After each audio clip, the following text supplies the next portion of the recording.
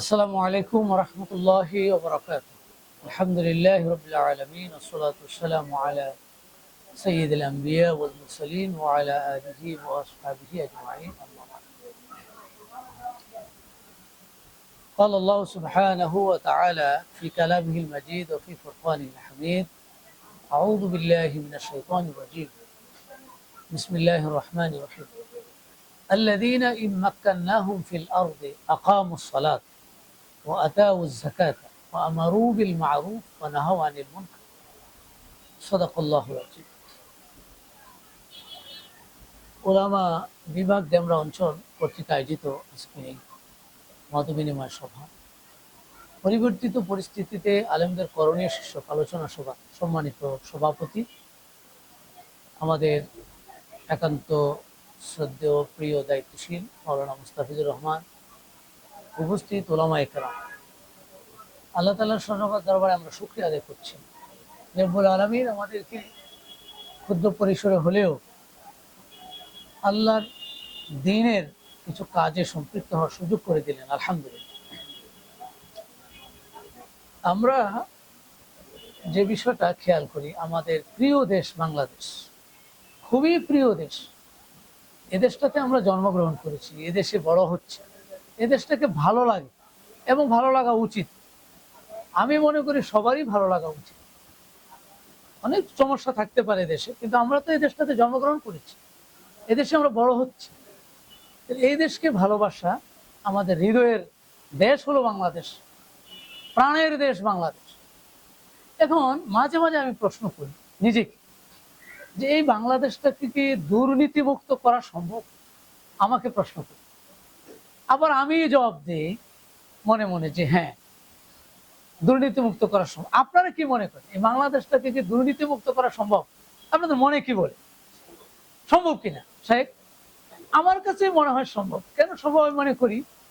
এক নম্বর মনে করি এই জন্য যে 1500 বছর আগে আল্লাহ তাআলা রাসূল সাহাবাদেরকে লক্ষ্য করে যে আয়াতটা দিলেন, সূরা হজ্জের 41 নম্বর আয়াত, আল্লাযীনা ইম্মাক্কান্নাহুম ফিল আরদ আকামুস সালাহ ওয়া আতাউজ যাকাত ওয়া আমারু বিল মারুফ ওয়া নাহাউ আনিল মুনকার। তোমাদেরকে যদি আমরা এই পৃথিবীটা পরিচালনার দায়িত্ব দেই, তাহলে তোমরা 4টি কাজ করো। আকামুস সালাহ, নামাজ কায়েম করা। দেখেন, একটা সমাজে, একটা রাষ্ট্রে, একটা জনপদে যদি শুধু নামাজ কায়েম হয়ে যায়, নামাজি যদি মানুষগুলি হয়ে যায়, আমার মনে হয়, আমার ক্ষুদ্র জ্ঞানে, যে 50% দুর্নীতি, 50% অপরাধ, অন্যায় কমে যাবে। আপনারা কি মনে করেন? কারণ কোরআন শরীফে আল্লাহ যেহেতু এটা বলেছেন, 4টার একটা, এবং কোরআন শরীফের অন্য আয়াতে তো আল্লাহ বলছেন ইন্নাস সালাতা তানহা আনিল ফাহশাই ওয়াল মুনকার। নিশ্চয়ই নামাজ মানুষদেরকে অন্যায় অপরাধ থেকে ফিরিয়ে রাখে। তাহলে দেখেন, এই একটা কাজ যদি কোনো রাষ্ট্রে, কোনো জনপদে চালু হয়ে যায়, রাষ্ট্রীয়ভাবে, সরকারিভাবে, দুর্নীতি পুরা শেষ যদি নাও হয়, বিরাট একটা দুর্নীতির অংশ কমে যাবে। আপনারা একমত না দুই মত? আমার সাথে আমাকে একটু সাপোর্ট দেন আর কি। কারণ হলো, আল্লাহ তাআলা এটা বলেছেন, যদি আমি তাদেরকে দায়িত্ব দেই, তাহলে তারা 1 নম্বর কাজটা করবে। তাহলে এখন আলেম ওলামারা যদি এই কাজটাও হাতে নেয়, যে আমি আমার মহল্লায়, আমার ময়দানে, আমার জায়গায় নামাজ ছাড়া মানুষ থাকবে না, আমি চেষ্টা করে যাব, এই উদ্যোগ তো আলেম ওলামারাই আগে নিতে হবে। তবে এই আয়াতে কিন্তু আল্লাহ তাআলা বলছেন, যদি আমি তাদেরকে পৃথিবী পরিচালনার দায়িত্ব দিই, তাহলে এটা কিন্তু আরো উপরে আর কি, অর্থাৎ রাষ্ট্রীয় কাজের অংশ। তো রাষ্ট্র যদি ভূমিকা রাখে, আর আমরা যদি ভূমিকা রাখি, সবাই যদি নামাজি হয়ে যায়, তার ভিতরে একটা ভয় তৈরি হবে। দুর্নীতি অপরাধ যতই করুক, আজকে হোক কাল হোক, ডে বাই ডে তার মন থেকে এটা আস্তে আস্তে অপরাধ প্রবণতাটা লোপ পাবে, সে পাপ কাজ ছেড়ে দেওয়ার জন্য চেষ্টা করবে, আল্লাহ বলছেন। তাহলে দুর্নীতি প্রতিরোধে আলেমদের করণীয় আছে না নাই? বিরাট ভূমিকা আছে। আর রাষ্ট্র যদি পেয়ে বসে, আলেমরা যদি রাষ্ট্র পেয়ে বসে, তাহলে তো তার জন্য আরো সহজ হয়ে গেল।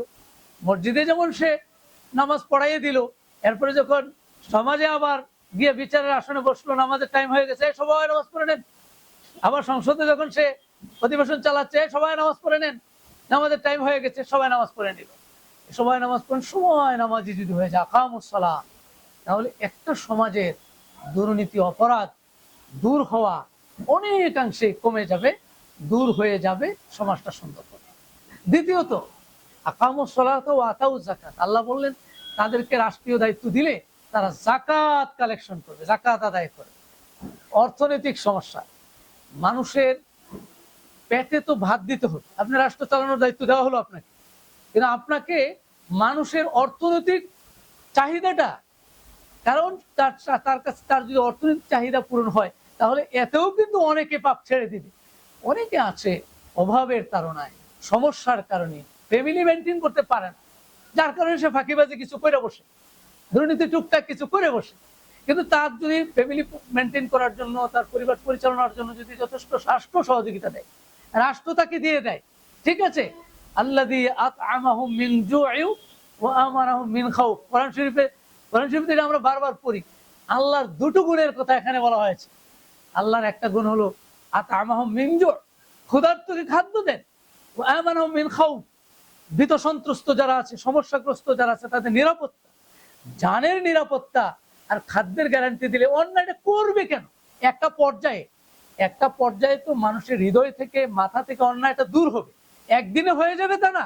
আমি বলছি 10 বছরের প্ল্যান। 10 বছরের প্ল্যান কেন বললাম? আমাদের নবী 10 বছর মদিনায় রাষ্ট্রটা পরিচালনা করেছেন। কয় বছর? তো 10 বছর নবী চালাইছেন, নবীর ওয়ারিসে তো আমরা। ইন্নামাল উলামা ওয়ারাসাতুল আম্বিয়া, আলেমরা হলো নবীদের ওয়ারিস। তা আমাদের নবী যদি পেরে থাকেন, আমরা পারবো না? আপনারা বলেন না পারবো কিনা? আলেমরা পারবে না? পারবে, দেন দায়িত্ব। মাওলানা মতিউর রহমান নিজামী কৃষি মন্ত্রণালয় চালাইছে, শিল্প মন্ত্রণালয়, বাংলাদেশের সবচেয়ে সেরা সেরা মন্ত্রণালয় চালাইছে, 2 টাকা দুর্নীতি পায় নাই এবং সুন্দরভাবে পরিচালনা করেছে। তার মানে হলো মাওলানার দেওয়াই তো কাছে নিয়ে পৌঁছে দিয়ে আসো। কে করবে এই কাজ? এই যে আমার ভাই বলছিলেন, বন্যা হয়, ত্রাণ হয়, আলেম ওলামারা নাই, আলেম ওলামারা থাকতে হবে তো সেখানে। তার যে সরকার আসবে, সে সরকার যদি পরিস্থিতি করতে পারে তাহলে বিরাট একটা অংশ অন্যায় থেকে সরে আসবে। মনে করবে দূর, আমি তো সবই পাচ্ছি, আমার গাড়ি পাচ্ছি, বাড়ি পাচ্ছি, আমার সব অ্যারেঞ্জমেন্ট পাচ্ছি, আমার চলার সব ব্যবস্থা আমার সরকার দিচ্ছে, রাষ্ট্র দিচ্ছে। বলে রাষ্ট্র এত টাকা পাবে কোথায়? একটা লোক দুর্নীতি করে, কত দুর্নীতি করে, ঘুষ খায়, কত ঘুষ খায়, 1 লাখ টাকা ঘুষ খায়, বেতন কত, 20,000, ঘুষ খায় কত, 1,20,000।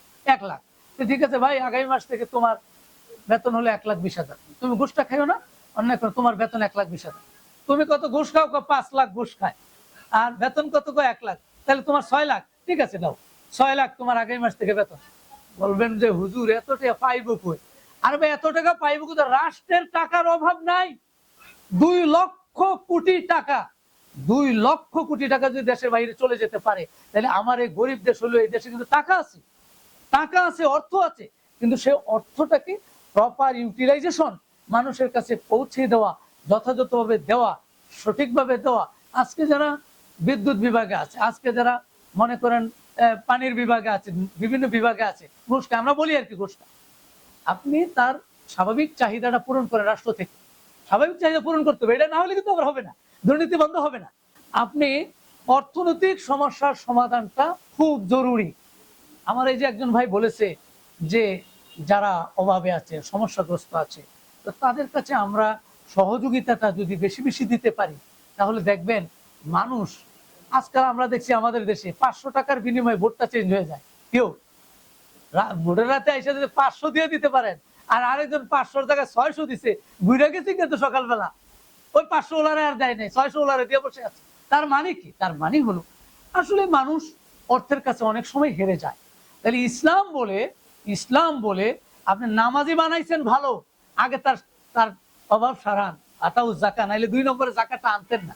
যত জায়গায় কোরআনে দেখবেন আকিমুস সালাহ ওয়া আতুজ যাকাত, তার মানে কি নামাজি মানুষ যখন হবে, সে তার যাকাতও সে প্রদান করবে। এভাবে যদি করেন তাহলে একদিক থেকে আপনি তাকে নামাজি বানালেন আর অর্থনৈতিক সমস্যাটা সমাধান করলেন। এরপর আল্লাহ বলছেন 3 নম্বর হলো আমারু বিল মারুফ ওয়া নাহয়ু আনিল মুনকার। সরকারের যত মিডিয়া থাকবে, ইলেকট্রনিক্স মিডিয়া, প্রিন্টিং মিডিয়া, টিভিটা খুলবেন আর বলবে ভাই নামাজ পড়ুন, আল্লাহকে ভয় করুন, আখিরাতকে ভয় করুন, মৃত্যুকে ভয় করুন, এটা স্লোগান থাকবে। একটা দেশের স্লোগান থাকবে। কোন দল করেন আপনি, যেই দল করেন করেন, আপনার দল আমি চাই না। আপনি কোরআনের এই আয়াতে আসেন, আপনি কোন দল করেন, যত দল করেন করেন, আপনি আল্লাহকে ভয় করুন, আপনাকে একসময় মরতে হবে, আপনার এই সবগুলি তাদের জবাব দিতে হবে, এই মোটিভেশনটা আবার চলবে। সকল মিডিয়ায় এই মোটিভেশন চলবে, সকল মিডিয়ায় এই মোটিভেশনটা চলবে। আর এদিকে অর্থনৈতিক সমস্যার সমাধান করলেন, নামাজি বানাইয়া দিলেন। আল্লাহর এই পলিসিতে দুর্নীতি দমন হবে না হবে না, আপনারা কি মনে করেন? আমার ক্ষুদ্র গবেষণায় আমি যতটুকু দেখলাম যে আল্লাহ তো হিসাব করে কথাটা বলেছেন, আল্লাযীনা ইম্মাক্কান্নাহুম ফিল আরদ, এই পৃথিবীটা চালানোর দায়িত্ব যদি দেওয়া হয় তাহলে। আর দেখেন সূরা আরাফে যে আয়াতটা আল্লাহ বলছেন, ওয়ালাউ আন্না আহলাল কুরা আমানু ওয়াত্তাকাউ লাফাতাহনা আলাইহিম বারাকাতিম মিনাস সামাই ওয়াল আরদ। আল্লাহ বলছেন কোন জনপদের মানুষ যদি আমি আল্লাহকে ভয় করে আর আমি আল্লাহর প্রতি ঈমানটা আনে, লাফাতাহনা আলাইহিম বারাকাতিম মিনাস সামাই ওয়াল আরদ, তাকিদ দিয়ে বলেছেন আল্লাহ অবশ্যই আমি আসমান জমিনের বরকতের দুয়ার খুলে দেব। সুবহানাল্লাহ। তাহলে এই কথা আপনি শুধু টেস্ট করে দেখেন, টেস্ট করে দেখেন, একটা জনপদের মানুষগুলি যদি শুধু আল্লাহকে ভয় করে, সে যদি মনে করে যে না আমার তো আসলে এই দুনিয়া থেকে একটা পর্যায়ে যাওয়া লাগবে, এরপরে জব দেওয়া লাগবে, এই জাতীয় ফিলিংস যদি আপনি মিডিয়ার মাধ্যমে তুলে ধরতে পারেন। কারণ আপনি তো আমি বলি না যে আপনি আজকেই করবেন, আমি 10 বছর নিয়েছি সময়, আমি তো সময় নিয়েছি 10 বছর। কয় বছর? আমার এই দেশটাকে স্বর্ণ বানানোর জন্য আমার 10 বছর দিবেন, আমাকে দেন, আমাকে দেন, আমি তো ছোট মানুষ, আমাকে দেন। আপনি নেন, 10 বছর নিবেন, আপনি এই মহল্লার নেন, আর এরপরে আপনি একটা থানার নেন, একটা জেলার নেন, একবারে টপ লেভেল থেকে আনেন, সেখান থেকে আপনি চালু করে দেন সিস্টেমটা যে সে আল্লাহকে ভয় করবে। নামাজের টাইম হয়ে গেছে, সংসদ অধিবেশন মুলতবি, নামাজ, তারপরে সচিবালয়ে সব নামাজ, বঙ্গভবনে নামাজ, সব জায়গায় নামাজ। মুসলমান যেহেতু ভাই, তুমি নামাজটা পড়তে তোমার অসুবিধা কি? মুসলমান হওয়ার কারণে সে নামাজ পড়ে। আল্লাহ যেহেতু বলেছেন এই নামাজেই সকল অন্যায় দূর করা সম্ভব হবে। এভাবে আপনি যদি পলিসি করতে পারেন, 64টা জেলায় 64 জন, 18 কোটি মানুষ লাগে না দেশ ঠিক করতে, 18 কোটি মানুষ লাগে না, 64 জেলায় 64 জন বসাই দেন, যে শুধু আল্লাহরে বিশ্বাস করে, আল্লাহরে ভয় করে, পরকালের জবাবদিহিতার ভয়টা আছে, মৃত্যুর ভয় আছে। আর তার কি লাগবো, আগে আপনি তার থেকে তথ্য নেন যে আপনারা যে আমি ডিসি বানাইলাম আপনার কি কি লাগবে। তো আমার 1 কোটি টাকা লাগবে মাসে, নেন আপনি 1 কোটি নেন। বলে হুজুর 1 কোটি পাইব? আমি তো আবারও বলছি অভাব নেই টাকা, টাকার অভাব কোন দেশে নাই। অভাব তো হলো সমস্যা, মানুষের সমস্যা, টাকার অভাব নেই। আপনি যখন যাকাতটা শুধু সংগ্রহ করবেন, উসর সংগ্রহ করবেন, ফাই সংগ্রহ করবেন, এভাবে যখন সব সংগ্রহ করতে থাকবেন, আপনি সংগ্রহ করতে করতে আপনার ভান্ডার পূর্ণ হয়ে যাবে, সেখান থেকে আপনি দিবেন। আর মানুষটা যখন দুর্নীতিটা ছেড়ে দিবে, বরকত আল্লাহ দিবেন। কথা তো আল্লাহর কথা, আল্লাহরা বলছে বরকত দিবেন, আসমান থেকে বরকত আসবে, জমিন থেকে বরকত আসবে, খনিজ সম্পদ হবে, অভাব আর থাকার কথা না। আল্লাহর কথা যদি বিশ্বাস করি আমরা, মুসলমান যদি হয়ে থাকি, তাহলে একটা দেশে অভাব হওয়ার কথা না।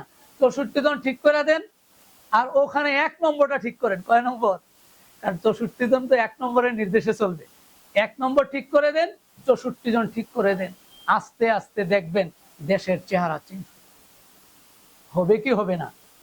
আল্লাযীনা ইম্মাক্কান্নাহুম ফিল আরদি আকামুস সালাহ ওয়া আতাউয যাকাত ওয়া আমারু বিল মারুফ ওয়া নাহাউ আনিল মুনকার। যে দল করেন করেন, আপনি যেই দল পারেন করেন, কিন্তু আমার এই পলিসিতে আসেন। কারণ কোরআন তো সবার, কোরআন তো আপনার আমার সবার। এরপরে সূরা আনফালের 60 নম্বর আয়াতটা একটু দেখেন। এখন এই গোটা পরিস্থিতিতে আমরা যদি এইভাবে একটা রাষ্ট্র কাঠামো তৈরি করতে শুরু করি, তাহলে আমাদের কিন্তু প্রিপারেশন লাগবে। কি লাগবে? প্রস্তুতি লাগবে। সূরা আনফাল 60 নম্বর আয়াত, ওয়াআইদু লাহুম মাস্তাতা'তুম মিন কুওয়াতিন ওয়া মির রিবাতিল খাইলি তুরহিবুনা বিহি আদুওয়াল্লাহি ওয়া আদুওয়াকুম। সূরা আনফাল 60 নম্বর। আল্লাহ বলছেন ওয়াআইদু, আমরের সিগা, রেডি হও, বি রেডি, প্রস্তুতি গ্রহণ করো।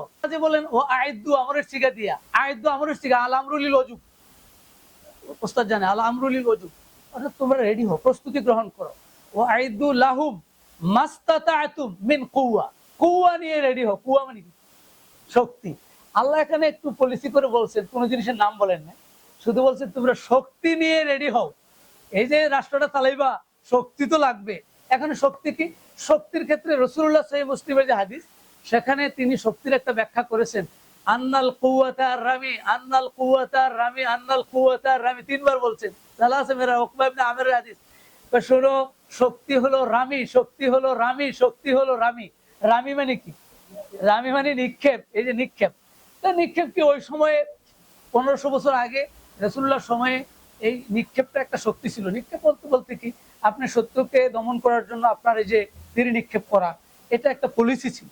এখন এটা এখনো হতে পারে, হতে পারে না তা না, কিন্তু তাফসীরে এই কুওয়ার অনেকগুলো ব্যাখ্যা আছে।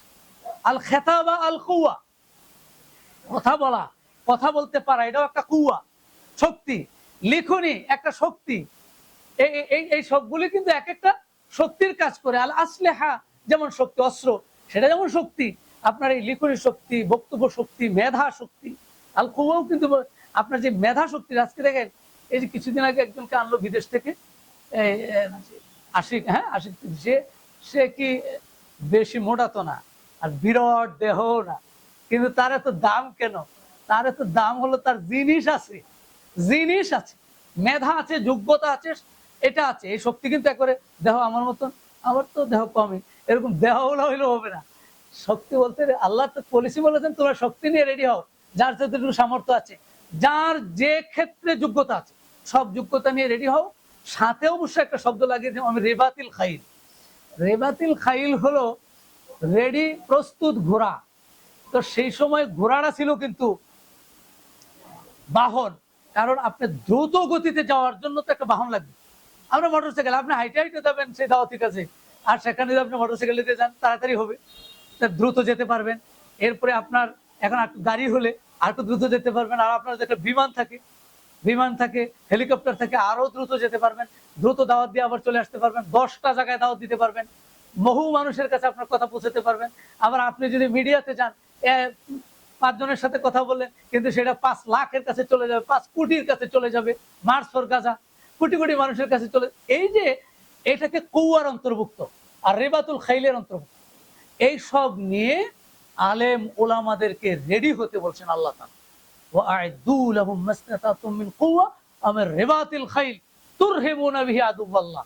আল্লাহ বলছেন, যদি পারো তাহলে আল্লাহর দুশমনেরা ভয় পাবে, তাদের হৃদয়ে কিন্তু একটা ভয় ঢুকে যাবে, ভয় সৃষ্টি করতে পারবে। তুরহিবুনা বিহি আদুওয়াল্লাহ আদুওয়াকুম, আল্লাহর দুশমন তোমাদের দুশমন, সবার ভিতরে একটা ভয় সৃষ্টি করতে পারবে। তাহলে সম্মানিত ভাইয়েরা, আলেম ওলামা ভাইয়েরা, আমরা আমাদের বেশি দূর না, আমরা আমাদের দেশটাকে নিয়ে ভাবি। সারা দুনিয়া নিয়ে হয়তো আমরা এখন ভেবে আমরা সবকিছু করতে পারবো না। আমরা আমাদের দেশটাকে নিয়ে যদি ভাবি, তাহলে আমাদের দেশটাকেও সুখী, সমৃদ্ধশালী, পৃথিবীর মধ্যে একটা উন্নত রাষ্ট্র, উন্নয়নশীল রাষ্ট্র গড়ে তোলা, মানুষকে তার অধিকারগুলি ফিরে দেওয়া, নারীকে তার অধিকার দিয়ে দেওয়া, শ্রমিককে তার অধিকার দিয়ে দেওয়া, সকল নিপীড়িত মানুষকে তার অধিকার বুঝিয়ে দেওয়া, এদেশেও সম্ভব যদি শুধু মানুষ আল্লাহর এই 4টা পলিসিতে চলে আসে। এদেশেও একটা সুন্দর দেশ তৈরি করা সম্ভব। আসুন আমরা আলেম ওলামারা ঐক্যবদ্ধ হয়ে একটি সুন্দর, সুখী, সমৃদ্ধশালী, উন্নত, তাকওয়াবান রাষ্ট্র পরিচালনার সিদ্ধান্ত গ্রহণ করি। আল্লাহ রাব্বুল আলামিন আমাদের এই প্রিয় দেশটাকে একটি সুন্দর দেশ, উন্নত দেশ, তাকওয়াবান দেশ, ভালো দেশ, সকল অধিকার প্রাপ্য একটি দেশে পরিণত করুক। আল্লাহ তাআলা কবুল করুক। সবাই বলি আমিন। হাদা মা ইনদি ওয়াল ইলমু ইনদাল্লাহ আলাইহি তাওয়াক্কালতু ওয়া ইলাইহি উনীব। আসসালামু আলাইকুম ওয়া রাহমাতুল্লাহি ওয়া বারাকাতুহু।